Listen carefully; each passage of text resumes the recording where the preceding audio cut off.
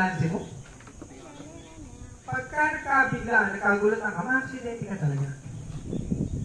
Dapat, napisado mo yung position. Dapat hindi ka nakabase dito. So, yung likod mo, hindi ka pumupula kung hindi ka dyan.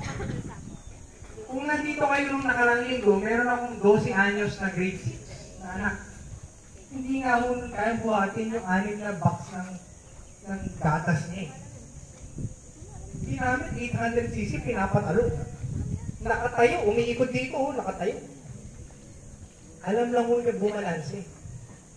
Powerful yun. Powerful yung bike. Nasa 500 pounds pa. Grabe. Kasi it's all about technique and balance. Hindi kailangan dinaprasong motor. Okay? So kung gusto nyo mong gumaling, practice kayo sa Mio. Makuha niyo yung right balance, walang tulak kila. Elevate kayo ng adventure bike. Adventure bike ko, kaya sobrang proud ako kasi yun ang pinakamahirap na motor. Huwag mo kayong bibili ng adventure bike na hindi pa solid ng mastery nyo ng control at balance at technique.